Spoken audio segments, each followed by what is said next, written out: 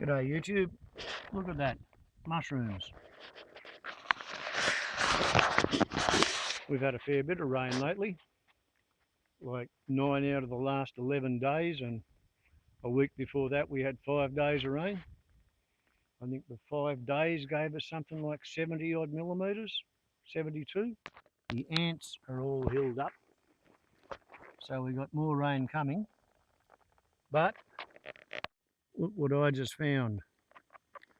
I'm coming over here to show you this mushroom, so I could say, or words to the effect, despite it being obviously, thank you boomerang glasses, despite it being obviously good weather for growing mushrooms,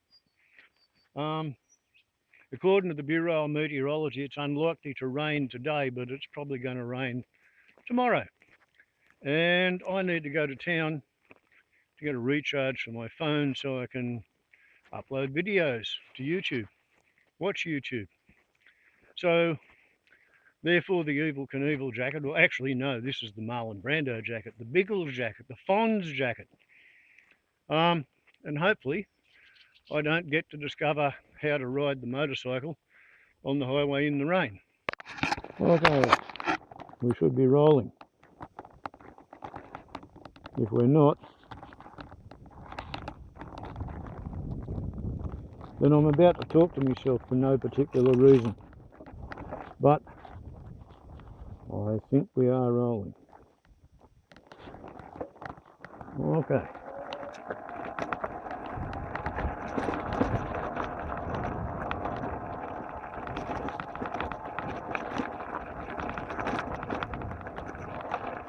So yeah, yesterday we had 16 millimetres.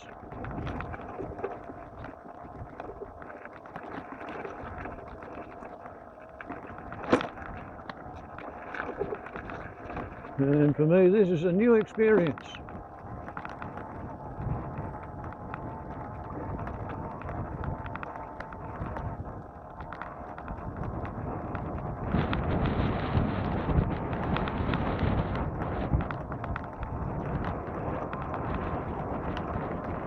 Riding down the driveway after so much rain.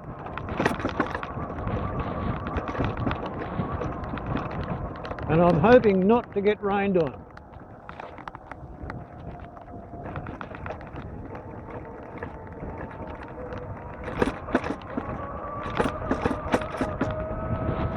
Being a bit of a noob as I am at this game,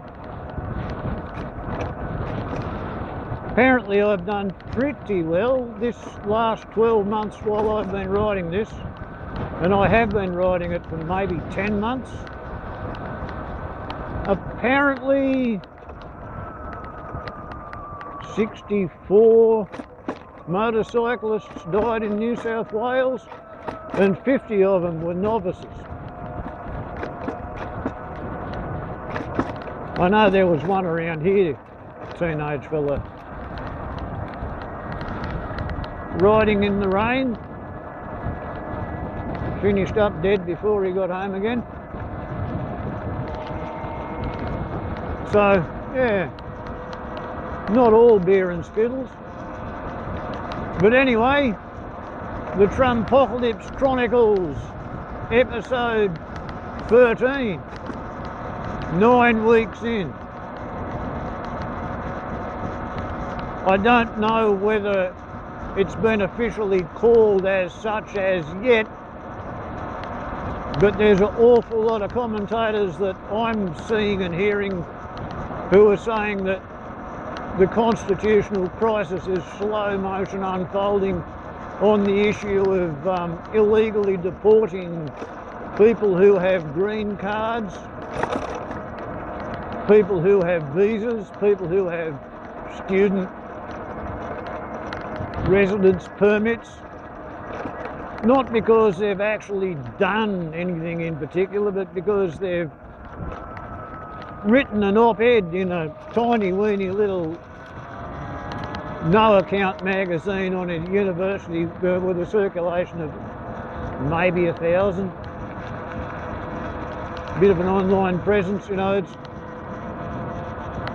They've said things like, who are the Israelis, are wicked, evil, nasty people because they're bombing civilians and killing something like 30 or 40 Palestinians for every Israeli who was killed or kidnapped by Hamas on the October 7th, year and a half ago, 2 years ago. How bloody long ago was it? Does anybody know? It's just one of those ongoing, unfolding, flaming disastrous things.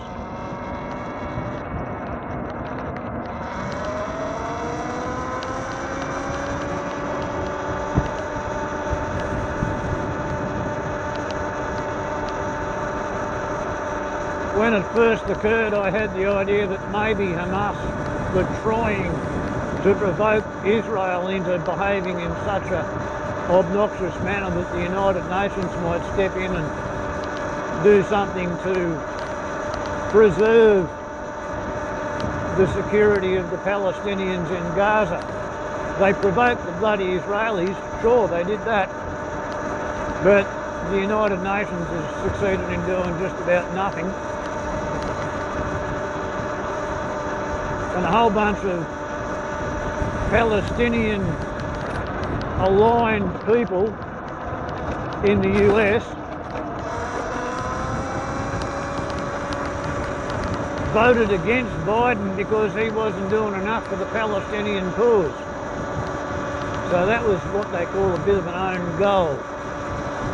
That particular mob were one of the very first to suffer buyer's remorse from voting for Trump.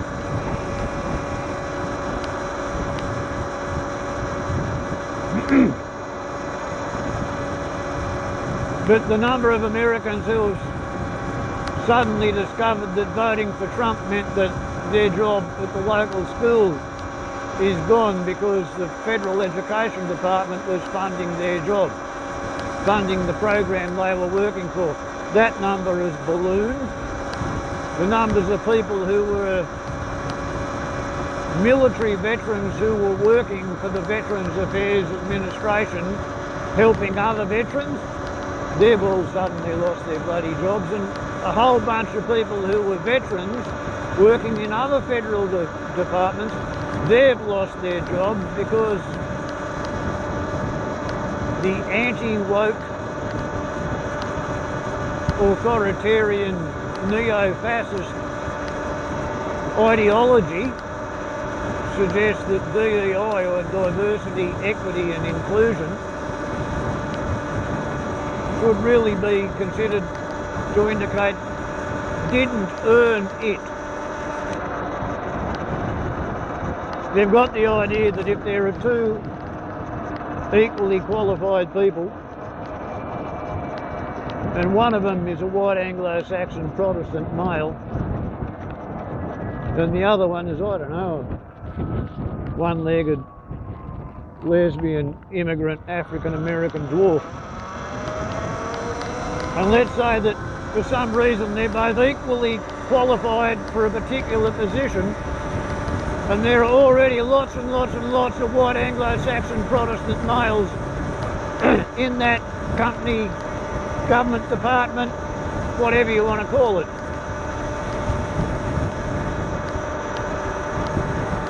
Then the DEI policy suggests that the position should really go to the minority applicant.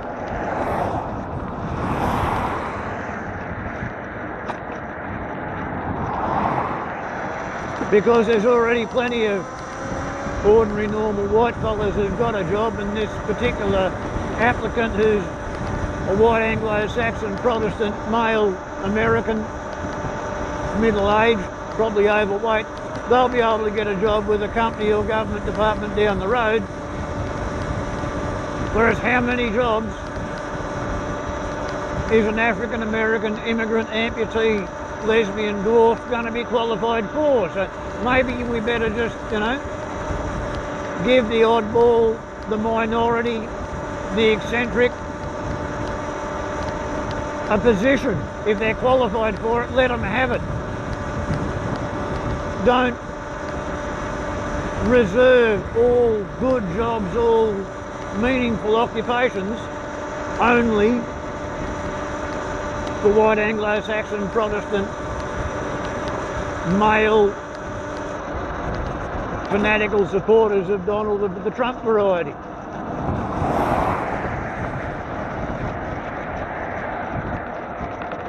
Let a few other people have a go, sort of thing. Well,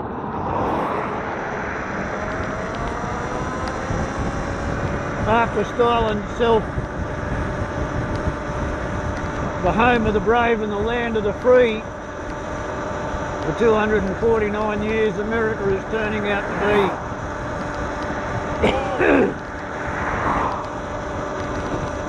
be the land of the incompetent, dictatorial, fascist thugs.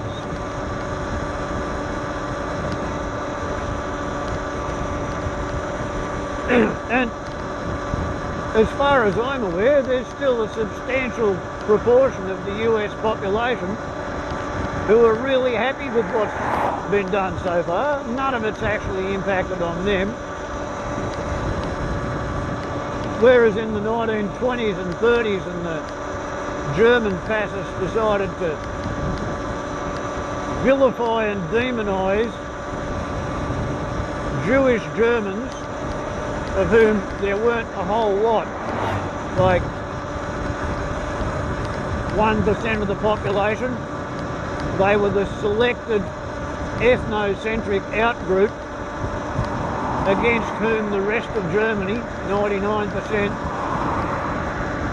could be propagandised into becoming unified.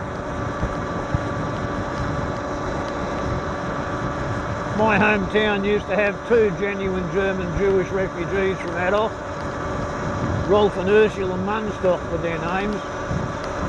Come to town in about 1939 or 40.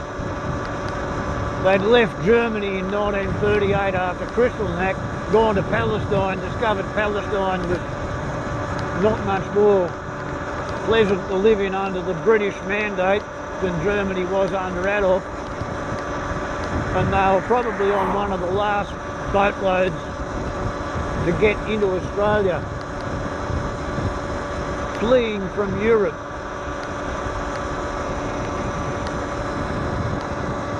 Ursula told me once upon a time that when they left Germany there was a joke getting around, question and answer joke. Question is, what's wrong with the German economy? And the answer was Jews and people who ride bicycles.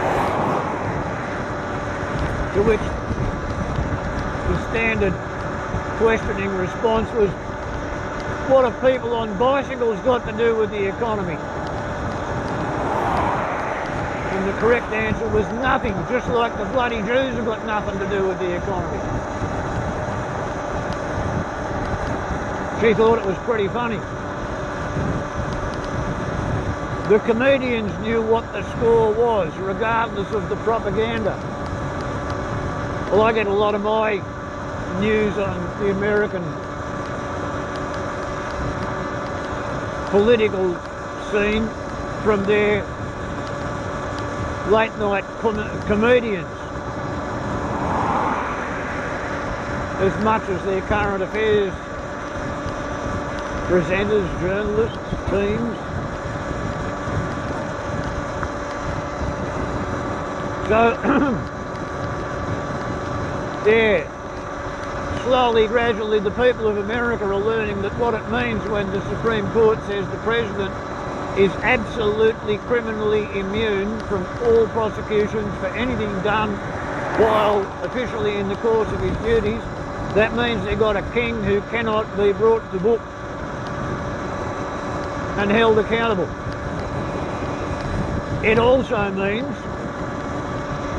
because America has this presidential pardon power, that anybody he recruits who's willing to do his bidding is also equally immune, because first he orders them to go and do something illegal, and then he gives them presidential pardons for whatever the hell they've done.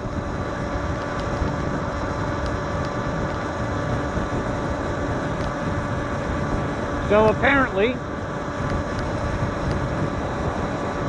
El Salvador, or San Salvador, is where there's a 40,000 inmate facility which the US taxpayers are paying to receive anybody who the Trump administration feels inclined to deport. And I think you're going to pretty soon discover that that status extends to citizens as well as non-citizens.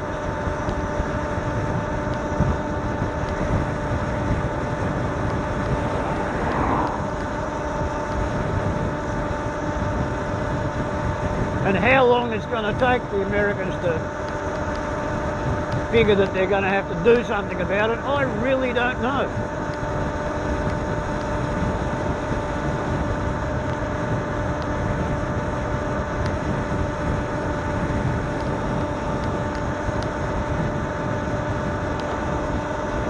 On the, well, I'd call it the bright side,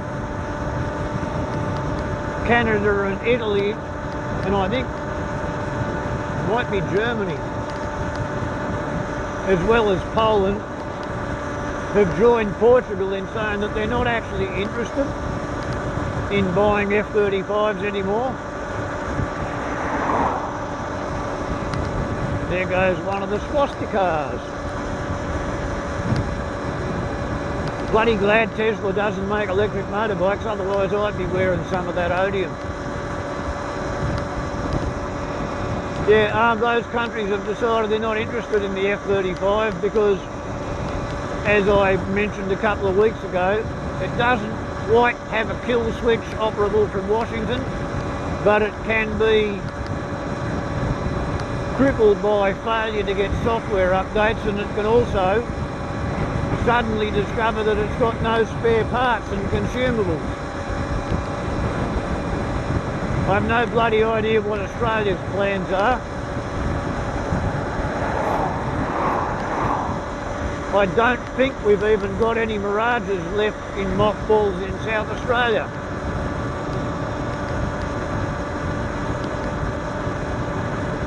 We've been flying American pieces of shit so that we can better reinforce American combat operations anywhere in the world. Ever since we got rid of our Canberras and started buying bloody F-111s and the wings fell off them, so we had to rent Phantoms when I was a kid.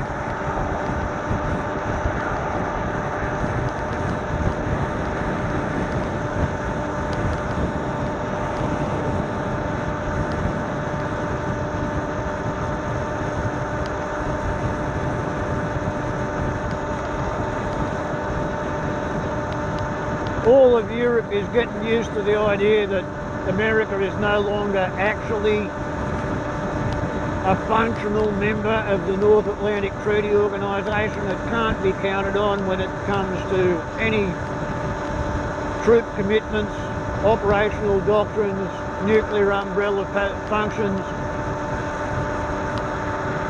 Effectively, America is part of a triumvirate consisting of the autarky of Magnificence, the nation of Russia, and the nation of El Salvador. I suppose you could count Belarus as part of that, perhaps.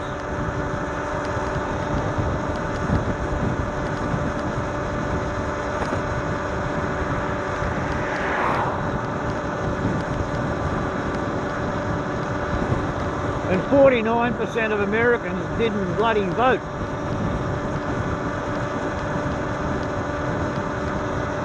There was something like 27.5% voted for Harris and 29%, maybe 28.1% voted for Trump.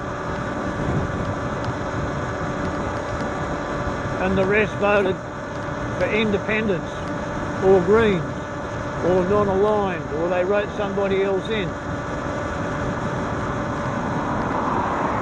It seems kind of weird that such a tiny proportion of humanity has had such a major impact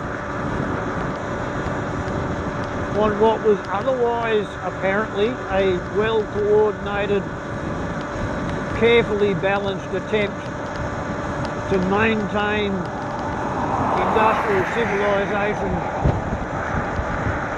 peacefully, redistributing among itself all the wealth come to be realised from economically exploiting what raw materials and resources and environmental surpluses remain. In terms of what needs to happen on a grand cosmic scale, something needs to happen to stop industrial fossil fuel mercantilism from destroying the ability of the biosphere to sustain life on the planet. I grew up thinking it was going to be the thermonuclear exchange between NATO and the Warsaw Pact.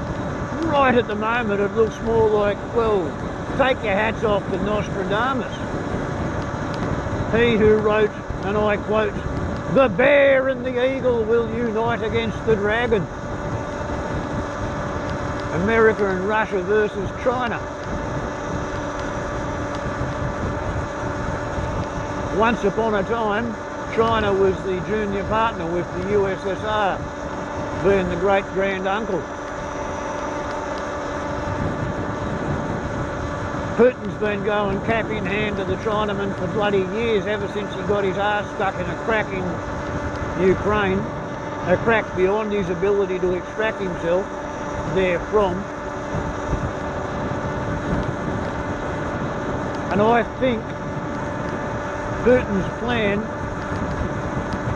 is to get America playing on his side against China. And Europe can go to buggery as far as he's concerned.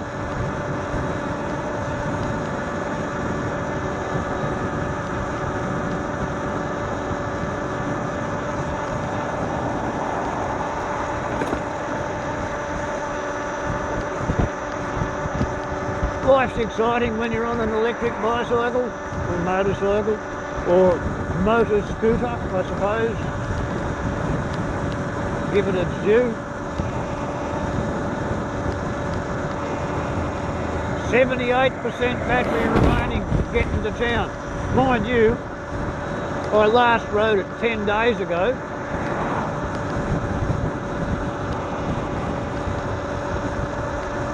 Normally I might get to town, like if I'd charged it this morning after riding it yesterday, I'd get to town and I'd be about 86%.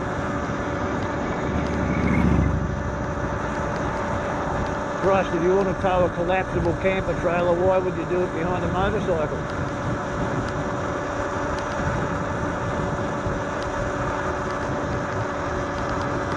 So yeah, I think America's going down the googly hole. My big worry is that right at the moment,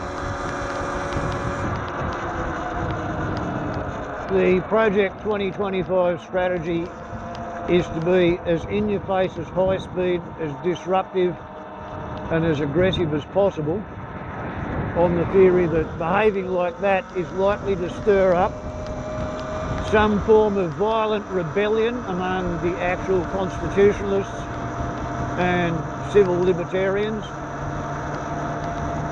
And that's exactly what Trump and his mates want. They want somebody to shoot at a politician on their side.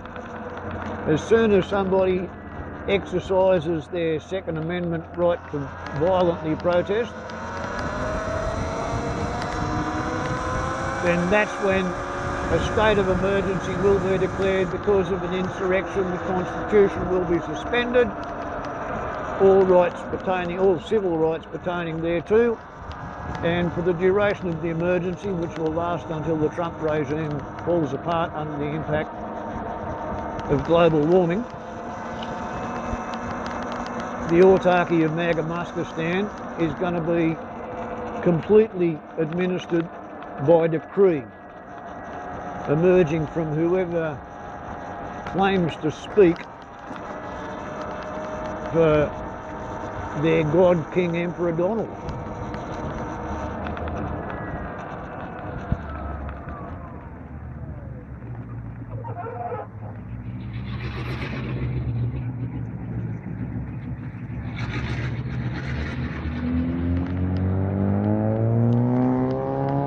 Before I go shop a king, I'm going to go to the bank and hope the auto bank is working on the weekend.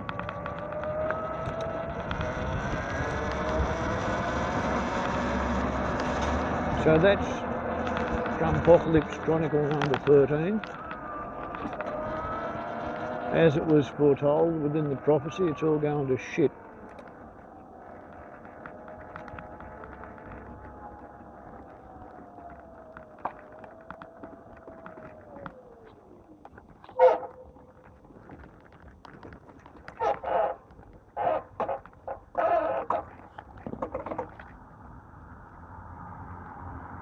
(4110 kilometres, 24 minutes, average speed of 40, max speed of 49, 76% of the charge remaining.